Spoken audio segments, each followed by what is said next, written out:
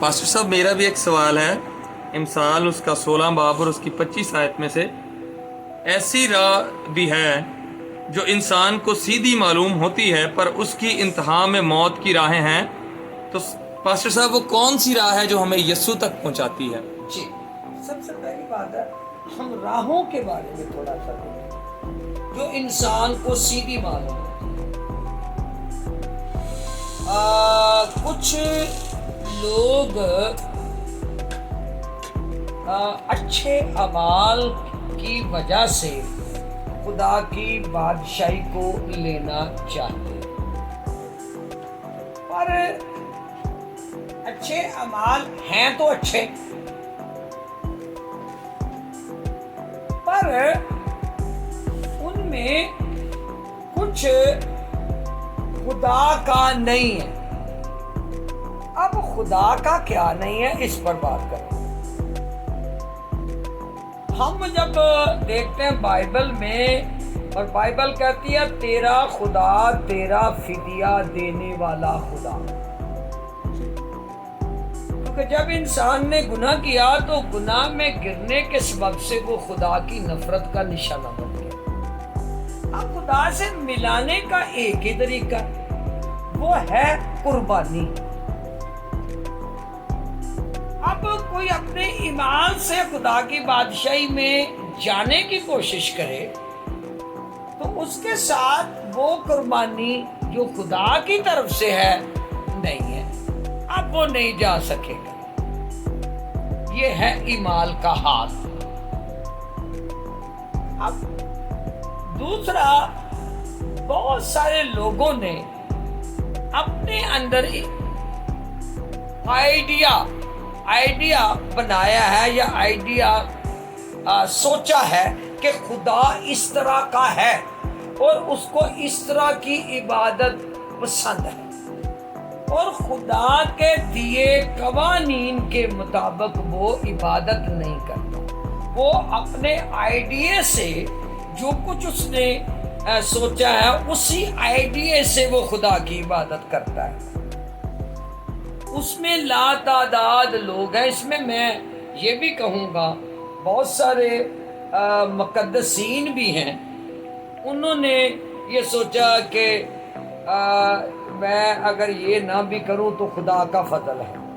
میں مانتا ہوں خدا کا فضل ہے، پر یہ فضل نہیں کہ جو آپ نہیں کرنا چاہ رہے وہ فضل بخشے کہ آپ کر لیں.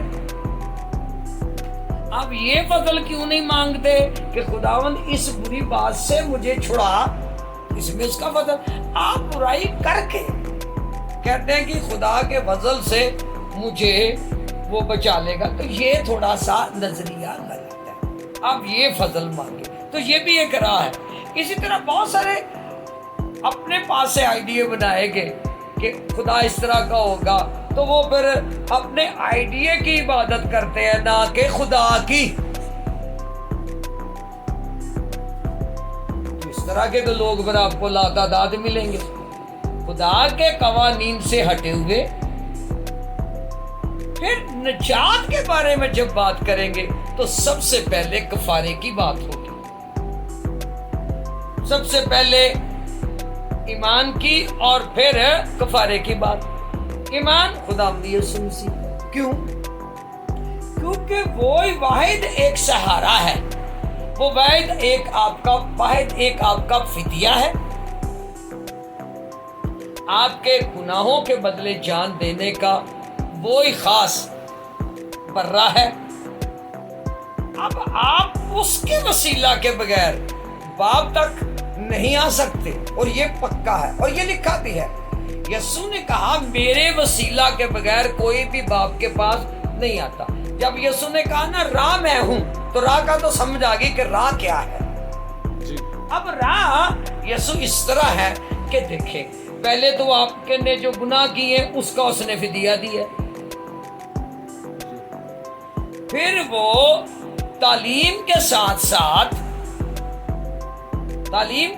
ساتھ اسی نے آسمان پر جا کر آپ کے لیے ایک مددگار بھیج دیا، یعنی پاک روح، جو آئندہ وقت جو آپ زمین پر بسر کریں گے उस जमीन पर वो आपकी रहनुमाई करेगा ताकि आप उसके दिए हुए राह से कहीं हट ना जाए। वो है रूल उसकी हदायत। इसीलिए पौलुस ने अपने खत में फरमाया, अगर तुम खुदा के रूह की हदायत पर चलोगे तो हरगिज़ गुनाह न करोगे। अब रूल को जब आदमी पता है तो उसको राह मिल जाती है और उस रूल को उसकी रोशनी में वो जिंदगी पाता है। ये है ओरिजिनल राह। इसलिए यसू ने फिदिया दिया, फिदिया देकर गुनाह माफ किए। नंबर 2 पर उसने रूल कुछ दिया ताकि वो आपकी रहनुमाई करे और आप उसकी रहनुमाई में चलें। राह यसू।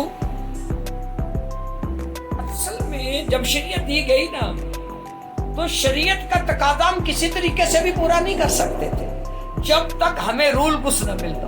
हम रूल कुछ की हदायत से शरीयत का भी तकाजा पूरा कर देते, क्योंकि जब अब चोरी नहीं करते और जब हम चोरी नहीं करते तो शरीयत का तकाजा पूरा हो जाता है। तो वो तो फिर खुदावंद यीशु मसीह के रूह के वसीला से हो सकता है, क्योंकि रूल कुछ आपको हर तरह की गुनाह से बचने की ताकत फराहम करेगा और आप रूह के माफक चलेंगे। इसलिए यीशु ने बड़ा वाज़ेह किया, राह और हक मैं हूं, मेरे वसीला के बगैर कोई भी बाप के पास नहीं आता।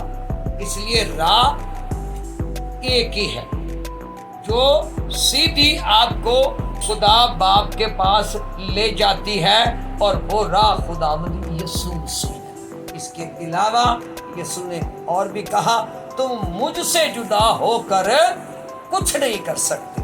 तो ये फैसला है और आप लाखों तरीके अपनाएं। आप अपने जिस्म को मारे कूटे, कोई आइडिया बनाए, जो मर्जी आप करें वो आपको खुली छुट्टी आप कर सकते हैं। पर अगर आप खुदा तक रसाई करना चाहते हैं या वहां पहुंचना चाहते हैं तो फिर आपको यीशु के वसीला से जाना पड़ेगा, वरना आपको कुछ हासिल नहीं। इसलिए खुदा आपको बरकत दे, अपनी प्रकाश से। आमीन।